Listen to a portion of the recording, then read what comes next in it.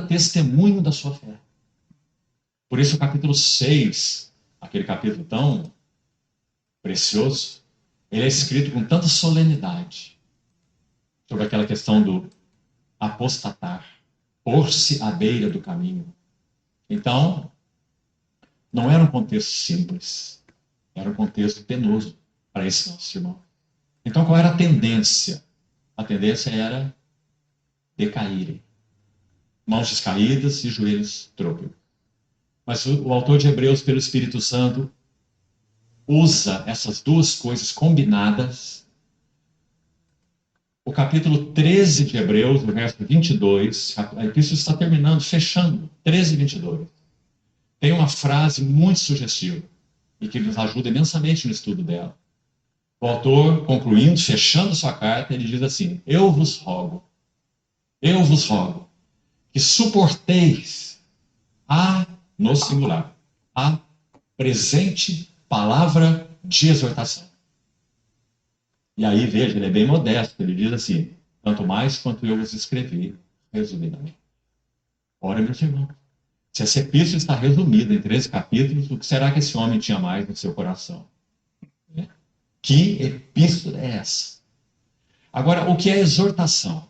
Paraclesis. O que significa esse termo na Bíblia? Não significa apenas consolação. Não sei se, por causa de nós termos toda a tendência de aplicar as coisas muito em relação a nós, esse problema do egocentrismo, a grande parte da tradução da palavra paraclesis na Bíblia, em português, o termo escolhido foi consolação. Veja o Espírito Santo, o paracaleu, o paráclito, consolador. Não é assim? Então o Espírito Santo nos consola. Ele adverte e consola. Ele ensina, adverte, consola. Ele nos guia. É o verdadeiro consolo. E foi graças a ele que eu nasci de novo. E o novo nascimento deve acontecer inúmeras formas ou infinitas formas, inumeradas formas. Mas eu sempre reflito, né? Como eu fui alcançado por Cristo, pelo Espírito Santo. Quando pessoas que estavam do meu lado não foram, ainda não foram até os dias de hoje. Isso nos entristece, porque nós queríamos que todos aqueles entes queridos, familiares, amigos, as pessoas do convívio, tivessem também na mesma jornada de vida espiritual. E essa é a minha função aqui. Testemunhar isso, desejar, convidar, de alguma forma tentar ver se a gente pode tocar o coração de vocês, para quem ainda não nasceu de novo, e que vocês recebam o Espírito Santo. E quem nasceu de novo, então, treinar a vida espiritual aqui na nossa academia. Sim, basicamente todas as traduções. Nunca vi outra em português com outro termo. Mas acontece que a palavra paraclesis não significa apenas consolação. Significa exortação. Então nós poderíamos dizer que o Espírito Santo enviado do céu pelo nosso Senhor é o exortador e não apenas o consolador. E o que o livro A Epístola aos Hebreus faz? A Epístola aos Hebreus faz exatamente isso. Ela combina ensino, como nós falamos, para a consolação. O ensino é para a consolação. E a exortação é para alinhar o caminho. Por isso, Paulo, quando escreveu para Timóteo, se não me engano, é 1 Timóteo 4,13. Depois você faça a sua conferência aí. Paulo diz assim para Timóteo: até a minha chegada, aplica-te à leitura, que era a leitura pública das Escrituras, tão necessária entre o povo de Deus. Porque hoje a Bíblia tem sido, na maioria dos contextos, um livro fechado. Então, aplica-te à leitura pública das Escrituras. Aí ele diz assim, à exortação e ao ensino. 1 Timóteo 4,13. Ou seja, o ministério do Espírito Santo pode certamente e seguramente ser resumido com essas duas palavras.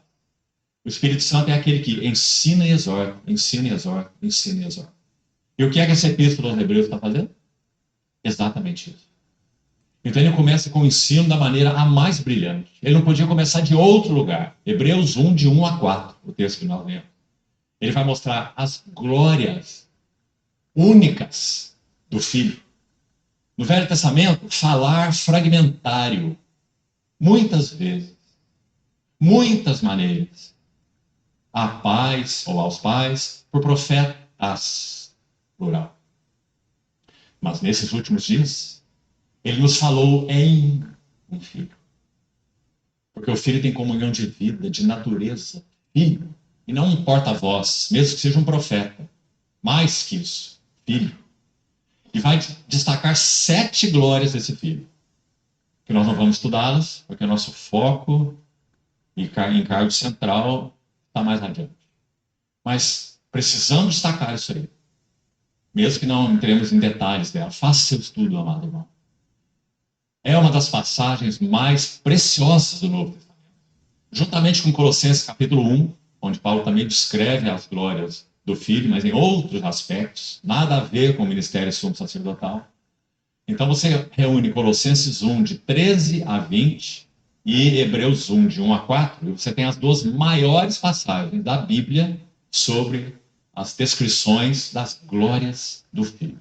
São as duas, Colossenses 1 e Hebreus 1. E quais são as 7 glórias do Filho aí? Por onde o Espírito Santo, o mestre divino, entende que ele tem que começar?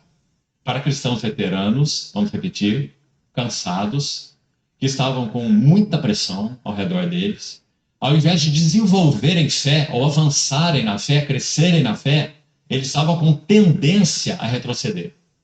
Nós, porém, não somos os que retrocedem para a perdição. Hebreus 10 de novo. Somos, entretanto, da fé. Então, fé e retrocesso estão colocados juntos aí, nesse texto. Ele diz, somos da fé para a conservação, preservação da alma. A palavra retrocedem, na língua original, significa baixar as velas. Então, uma nau que estava trafegando com uma direção, com um rumo, com um alvo, com um foco, a vela fazendo o seu trabalho, dirigindo, manipulando o vento para que a nau atingisse seu objetivo. Mas em determinado momento, o que aconteceu? Eles baixaram as velas. Então eles eram uma nau sem rumo. Então o autor de Hebreus usou essa expressão. Nós não somos os que retrocedem. Tomem cuidado, levantem as velas, coloquem na direção apropriada e sigam o curso. Então ele faz isso, em primeiro lugar, mostrando 7 glórias do Filho. E é aí que vamos começar só citando. Ele vai dizer assim, ele é herdeiro de todas as coisas. É que nós ficamos assim, coçando para falar alguma coisa. Mas temos que prosseguir. Ele é herdeiro de todas as coisas.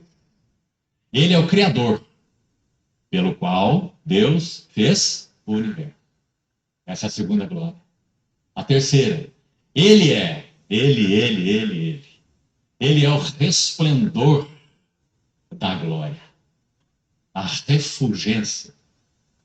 O resplendor da glória. E é a expressa imagem, caráter da hipóstase de Deus. A expressa imagem do seu ser. Ele sustenta, e ali significa dar um destino providencial.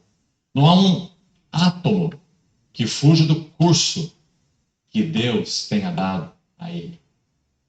Ele sustenta todas as coisas pela palavra do seu poder.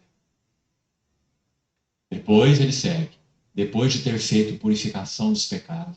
Ele está aqui num voo tão alto, você viu? Herdeiro de todas as coisas, pelo qual Deus fez o universo, resplendor da glória, expressão exata do seu ser. Sustenta tudo pela palavra do seu poder. Agora, digamos, o voo dá uma rasante. E diz assim, ele fez purificação de pecado. Olha onde ele desceu. Olha onde esse voo foi. Até o mais baixo.